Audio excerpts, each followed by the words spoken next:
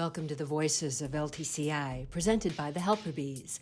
This is a podcast about the industry that's shaping the way millions of older adults are aging, focusing on stories from those who got us here and those who are carrying us forward. These are the Voices of LTCI.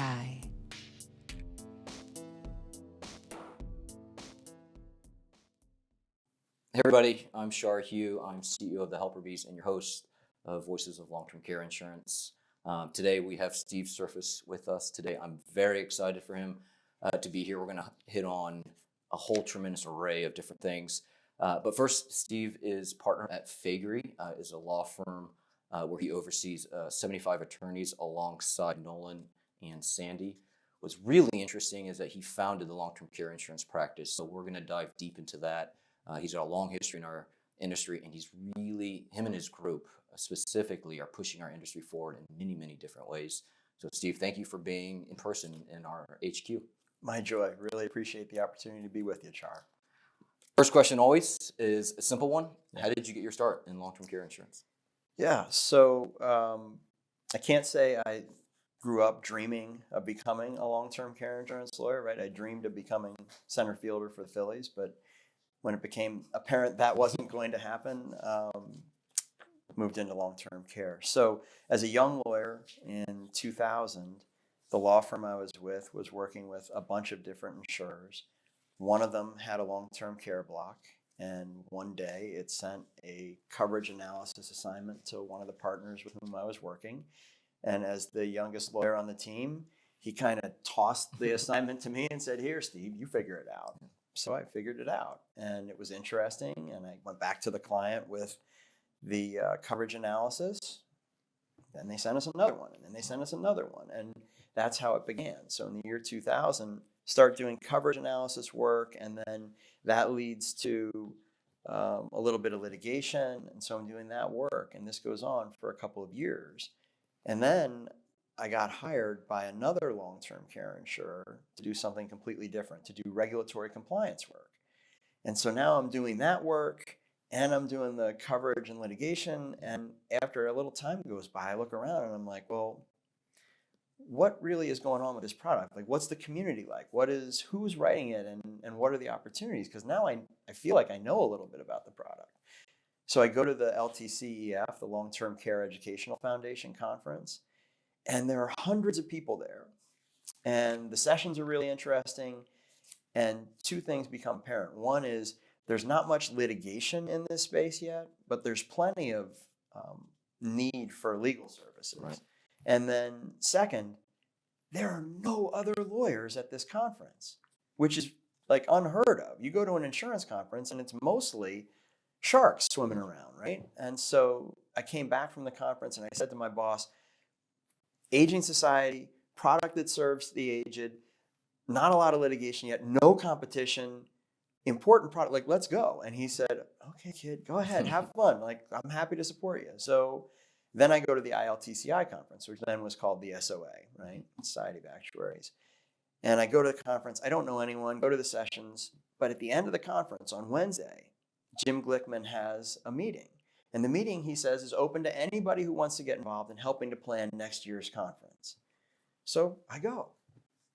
And around the room, seems like everybody there has been friends since kindergarten, except me, right? I'm there, I'm the new kid, like, I don't know anybody. I'm just kind of sitting there like, hi.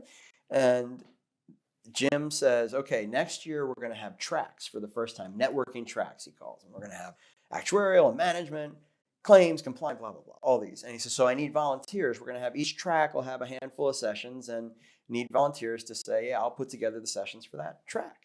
So, claims, somebody actuarial, probably Vince, management. And then he gets to compliance and no one raises their hand.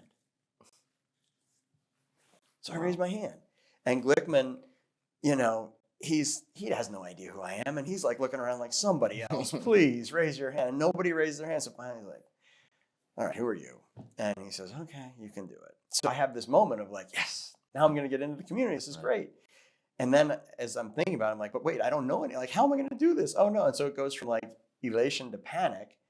And then the miracle happens. So the meeting ends and they're all talking. I'm sitting there kind of like a stone going, what did I just get myself into? And all of a sudden there's a hand in my face, and this woman, hi, I'm Karen Smith. Hi, I'm Karen I'll play Smith, Karen. and I'm from Prudential. I'm Steve. And she says, you look like you could use some help. And boy, could I. So then Karen introduces me to everybody in the space. And that's how it really took off. That's great. Karen has been a guest on the podcast. She's espouses, I think almost every person we've had has espouses that connectedness within the community. We have a little bit of a dissimilar story where our first, ILTCI, our industry conference, has grown significantly. We didn't even know it existed, registered late, couldn't get an exhibition booth, and so had to rent a room close to the conference, but not really in. Might have teed off a little bit of the organizers because we were just this rogue group. But we had registered so late. But fast forward to now where we are, it's surreal. It's a great story. I know we have a lot of other like startups and vendors and providers out there who listen to this. Can you dive in a little bit more? What's fascinating is taking something from 0 to 1. So you were part of a well-known firm, but you probably had to create a business case. You had to build a team to where it's at now. Yeah. Has it always just been up and to the right as we talk about it in the startup world? It was great that you had community, you fell into it, but I'd imagine business development, earning your chops in general was a challenge. It really was. And the boss I talked about, who was like, yeah, go ahead, kid, go and play in that sandbox if you want. He was very supportive as I was a young associate, eventually senior associate and then junior partner in the firm. But it took at least 10 years to get the business to the point where it was meaningful in the eyes of the law firm, right? And so that's a long time. And soon after Karen introduced me, the work started coming in dribs and drabs. But there was a long period of time between dribs and drabs and meaningful business. And fortunately, I was part of a firm that was very patient and that believed me when I said, this really will come. Like this is a product that needs good lawyers, where there's going to be a meaningful need for legal work, whether you're talking about compliance or litigation or transactions or what have you, product development. And so fortunate to be part of a firm that was patient and supported with dollars and time, me investing in it. And then as the work started to come in from different sources, that's when we were able to really build a team. This is more of a personal question, how did you maintain personal conviction? I mean, we're an early stage company. I believe in what we're doing, but the market might not reflect that right away. Yeah. We have a tremendous amount of patience. We play the long game. I say that all the time. But how did you maintain that personal conviction? Because that's challenging late at night when the deals aren't coming in, when the revenue doesn't justify the team or the you put your name out there in front of your boss or your stakeholders and your investors. How did you have anything that helped you maintain that conviction? Well, I had a firm conviction that this was a place that would really pay off over the long haul, where we could really add value for the community, and that mattered. There was a point, maybe 2008 or 9, where my boss, now at that point my partner, sat me down. He was like, "So you've been at this for a while, kid, and do you really think you should keep pouring yourself out in this space?" Because at that point, I was still also doing life insurance work and some environmental insurance. So it wasn't like this was the only place I was investing. And he was questioning, should you keep going? Like, is this really a good investment time? And that was a really helpful conversation to have, because it forced me to ask the question you're asking, like, are you going to stay in this? And if so, why? And all I did was look around again and look at the relationships we had, look at the trajectory of the product in terms of the legal needs facing the community. And whether it was determination or just good fortune, I'm glad we stuck around. A little bit of both, probably. Yeah. I mean, I think that's a lesson for everybody listening. I mean, Faegre is just at the center of almost every innovation in our industry now. Your name, Nolan and Sandy's name, is always there, and I think that's a testament. A lot of people don't realize 10 years of hard work, grinding it out, taking it from 0 to 1, and so. The whole myth of the overnight success is just that. It's a myth. It takes good fortune and determination. It was not overnight for us, that's for sure. Yeah. Well, given that, so from 2000 till now, talk a little bit about the evolution of the industry, specifically around any milestones that you think are noteworthy for those who are newer to long-term care insurance. Yeah, I've thought about that. And there are a couple sort of bookend events in my mind, both tied back to the ILTCI conference. Okay, great. Seems like everything Yeah, goes back circles there. around that, right? So in 2007, at the ILTCI in Dallas that Monday, there was a news article in the New York Times that came out that was really hard on long-term care insurance. And to that point in early 07, you had going up to 03 or 04 when you had 1 million sales in 1 year. Things had been climbing for so long. And then starting right around that time is when the product started to be really challenged, right? People start talking about or getting out of the business, carriers. You have more and more rate increases. You have regulatory scrutiny. You have a couple of bad outcomes in long-term care insurance class actions at that point. And then the news article in the New York Times, right? Of all like, whoa. Yeah. And you could feel that send shockwaves through the community. And turns out that was a harbinger of what was to come, right? That we were headed into a really hard period of time for the product.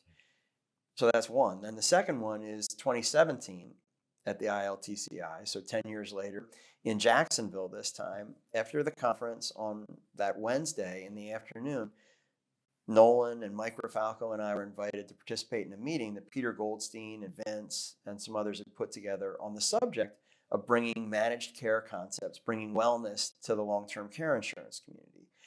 And so we were fortunate to be part of this meeting, and they brought in a guy named Ted Prospect from United Health. And Ted was there to talk about how what he had learned and seen in the major medical context with respect to managed care could potentially be translated into long-term care insurance. And it was really, really interesting for us to be part of that. And that was our introduction to this idea of wellness in LTC. We left that meeting, the three of us, and we were like, whoa, like you could tell, again, this was like a shaking moment, right? A jarring in a really positive way this time moment for us, and we thought for the community. And now, here we are 6 years later, and you think about all that has happened in this community through the wellness initiatives, aging in place, whatever you want to call it. And to me, this is the thing that is starting to, I don't know if unwind is the right term, but to reverse the course for the product. Right now, there's starting to be a more positive public perception of the product. Why? Because carriers are now going out there, whether it's in pilot programs or otherwise, and saying to policyholders, hey, we want to help you stay where you are, age better, age healthier. And over time, I believe that will continue to have a really positive impact for our society and for the product.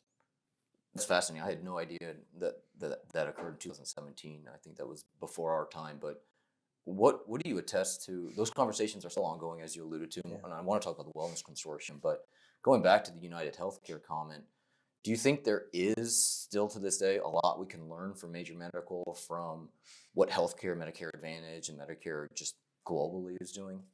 Definitely. And we've started to have some conversations with folks in the MA space. And I think there is a ton for us to learn from them. And what we've started to see is that there may be some things for them to learn from the long-term care insurance community, which is encouraging.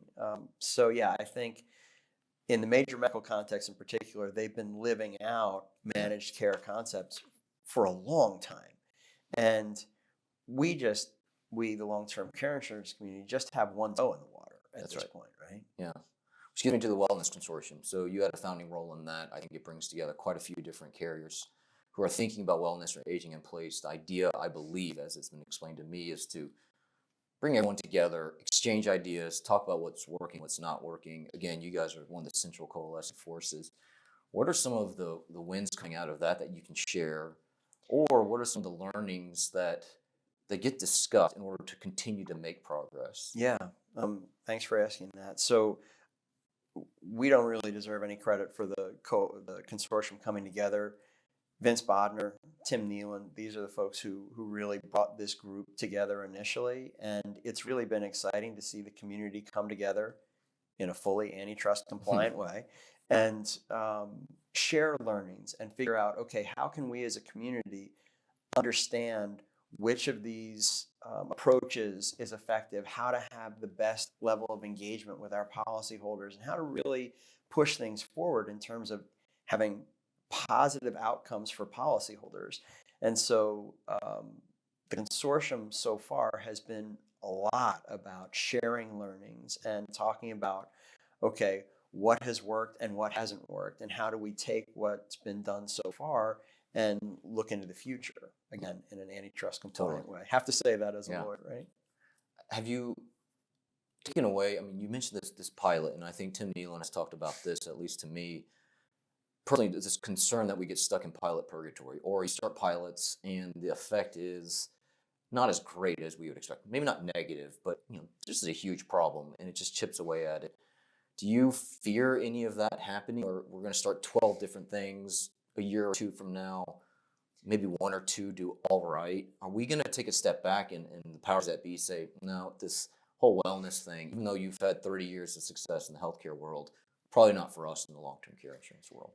Yeah, I'm not nearly the expert on that set of questions as Tim and John Sieb and some others are, but my perception from where I sit in the stands, the perspective we have as outside counsel is that, yeah, there's risk of that, but it seems like momentum is building right now. And I think because of what John and Red are doing at Pru, and because of what you see happening with Doug and Dom at CNA and other companies that are really committed to doing this, I hope that the business leaders of those companies are going to play the long game and stick with it. But yeah, I think there's some risk that it could peter out. And this community has had a tendency to think and to have ideas and not to always back those ideas up with action. And one of the driving principles, again, thanks to people like Vince and Tim and others, is that the consortium is going to be about action, healthy action, driving things forward, not just talking. Yeah, I think that's something I've heard echoed consistently. We got to do something. Let's actually do something. Let's make sure we have the data behind it, and let's if we have to, let's pull it together. Right. So I'm going to take a little bit of left turn. We'll probably hit on wellness a little bit later, but I want to talk about you personally. Any great career advice that you've either given out or received that has been you've used as a guiding principle throughout your career? Yeah, I don't know if it's advice that I've received, but just through 25 plus years of being a lawyer in private practice, what I've learned, there are three key lessons for me. One is surround yourself with people who are better than you. Two is hold it loosely, not tightly. And three is put others first. So nothing rocket science there, but first, I think if you have enough self-confidence that you can do the job and enough self-awareness to have some humility that you don't have everything figured out, you can't have all the skills, and be willing to bring people around you. Like when I look at the team we have at my firm with Nolan Tully and Sandy Jones and Steve Brogan and people like this, all of them smarter, more talented, better personalities, funnier than I am, which can be, when they pass you by quickly, it can be humbling, but it's also like that makes our team so much better. So that's number one. Number two, hold it loosely, right? And in professional services, when you're bringing in business, there can be a temptation to clench what you've got and then to give everybody else the Heisman. But I've come to believe firmly that it's much healthier to hold the business that you have, that you've been entrusted with, loosely, and to invite others into the relationships, right? Because then you're able to do more together than I can do individually. And it's also just think about the physical part, right? If I'm clenching this to my chest, that's work. Whereas if I'm holding it loosely, it's not, if you do this, you make yourself vulnerable. But what I've seen over time is that this is a lot healthier way to approach it. And then I think this is what you do, putting others first. That's key to having a healthy organization and I think healthy life, right? And I think about you with the platform that you're talking about developing and how you're not saying, oh, it's restricted to these people or those people, but you're saying, hey, let's bring everybody together, right? That's you. To me, that's a combination of you holding things loosely and you putting others first and saying, hey, come on, be part of this. And whether it's in your professional life or your personal life, I think it's just a healthier way to live. Yeah. So nothing to do with LTC specifically there, but all applies, That's exactly what we wanted to hear. So those are three great lessons, Steve. I will say I have witnessed this firsthand. I would encourage any early stage company or large carrier to reach out. You guys have been so helpful to us, like asking nothing in return. I remember it was more to just get insight back. I needed a perspective because I knew everybody had said, you got to talk to Steve. Below, a quick aside, John Palmer did say you're the best dressed man in long-term care insurance. Not anymore. That hurt my heart a little bit, but Nobody's saying that today, Char. Nobody. I don't know. You look great. But you took the call. It was almost no notice. It was just like, hey, I got this question. I don't understand the dynamic here. You answered it. Not to knock attorneys, but sometimes you get a lot of asterisks next to advice, and it gets watered down, so it's not useful. You guys never do that. Your entire firm, we try not to abuse it, but we ask for help and just say, what are you seeing? How would you approach this situation? And this whole give first mentality, we've been huge recipients of it, so we want to say thank you. Yeah, it's our joy. I mean what I say. I think it's not purely altruistic, right? Because hopefully it's partially altruistic, but it's also just smart business, because what you're doing is you're investing in other people, and that helps build relationships and trust. And then, whether you ever need to hire us for something or whether you just have a positive impression, like what you just described, that was worth $1 million of legal fees, right? Everybody, hi. Seriously. And, maybe someday someone's going to call you and say, hey, do you know anybody who could help me with this legal issue? And you might say, hey, call Steve. But even if you never do, I'm still going to live this way, and our team's still going to live this way, because some number of people are going to need lawyers. Thank God. Yeah. Well, yeah, I should stress that. You definitely live that. I didn't know that was one of your personal core values. Your team does too. I've had the pleasure of interacting with them, not only after hours at events, but in professional settings, and they've been so gracious to share knowledge across the spectrum. So you had started out, you said in 2000, you had a fairly narrow practice, expanding. Let's get to sort of the entire industry and where you see it's heading. We talked about wellness, but your firm and your team specifically has talked about everything from digital invoicing, fraud, waste, and abuse. We've talked about innovation, electronic visit verification. I've chatted with you guys about virtual nursing assessments. I mean, the whole spectrum of it. Where do you see it's heading, and what particularly gets you excited? Well, it is that wellness subject that is number one in my mind, and I feel like is number one in the mind of the community at large, based on the part of the community that I interact with on a day-to-day basis. There's so much else, though. I think if we think about AI and what that's going to mean for this space, I don't think we've even begun to scratch the surface. And I think that's the next big thing that I expect the consortium is going to be looking at, is data science and AI, and how does that translate into this space? What does that mean, and where are we headed? I don't know, but we're headed in that direction, right? And between that and the wellness effort, as long as your concern that you asked me about doesn't come to fruition, in other words, as long as the business leaders in this space stay committed to riding out these wellness programs, not just pilot programs, but actual full-scale programs, I think we're going to see a different tenor, a different attitude in the general public with respect to this product over time. And that, if I'm right, that will translate to more product sales. Now, maybe standalone sales will never go back to anywhere near where they were, but when you layer that on with the combination of hybrid products, I just think we're in a better day, and I think we're going to continue to climb as a community. We'll see. Yeah. So would you characterize, like, somebody asked this at your summit, would you characterize it as fairly optimistic about the future? And that's big. I mean, that's product sales, claims volume, ... What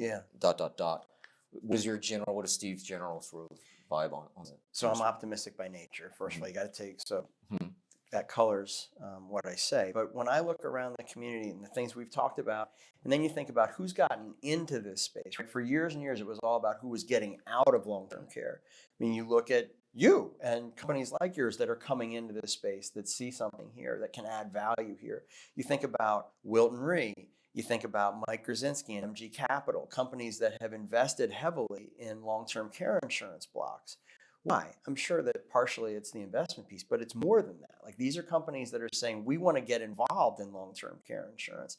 I think we will see more companies like that get involved and maybe even start writing new business. I mean, you have at least one carrier that's dipping their toe in that water now, and hopefully there'll be more to come. So I'm definitely optimistic about the product. When you threw in claims, like, I'm under no illusion, claims volume is going to continue to rise, and as it does, it's it's inevitable that there will be issues because does the community have the number of seasoned claims professionals that we need to have in order to handle all this fun? No, I think companies are working towards getting there, but that curve is going to continue growing, and that's going to cause some opportunities. Yeah.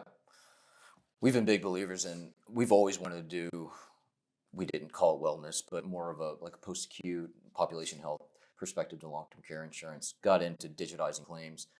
Now you see wellness as being such a huge hot topic. It's going to dominate most of the airways, but the claims volume, everything being on paper, you can't run an AI on paper. This is just no way it's going to be done. And so it's interesting to see how the industry is going to be able to hold these two very important concepts, not separately. I actually think they need to be combined in order to really see this for the output that we expect. I think you're right. So last question, you had mentioned, this is a bonus round, you had mentioned you expect, especially with AI, a lot of new companies coming into town, coming into our industry rather. Any words of wisdom for them? I mean, I think you had your core values, which I think are great to live by, but have you seen great providers enter the space? Probably seen best practices and maybe not the best practices. Any parting advice for those individuals or companies? Well, I think do your homework on the front end, right? If you're gonna come in and acquire or reinsure closed block, there's a lot you can do to understand the risk and opportunity associated with that business. And then if you're getting in to write new business, I think there's so much opportunity. You think about some of the products that are being developed now that include wellness components right there in the product, right? I think those things are really interesting. To me, again, a lot of success in the business world has to do with preparedness and doing your homework, and that's the biggest thing. Yeah. But I'm just a lawyer, right? So no, you guys are more than that. I was going to give you guys a plug. Anybody entering the industry, I mean, should reach out to you guys because it's not. Well, we have 2 other outside counsels that we use for a variety of transactions, financing, etc. But you guys provide a lot of guidance at every stage, and I think anybody, definitely didn't think about reaching out to a firm when we first hit a new market or a new industry. But you guys your practice in particular is rare. So I would say if anybody's out there, definitely go and just book some time and just do a little bit of a thought leadership brainstorming session. Love to do that. Yeah. Thank you, Char. Well, that's our time, Steve. Really thank you for being on our podcast, but definitely more importantly, thank you for everything you've done for our industry and where you're taking it. I think consortium seems like the absolute thing, the transformative thing that's going to move the needle on this globally, not just single providers at a time. So thank you. Yeah, thank you. Great to be with you.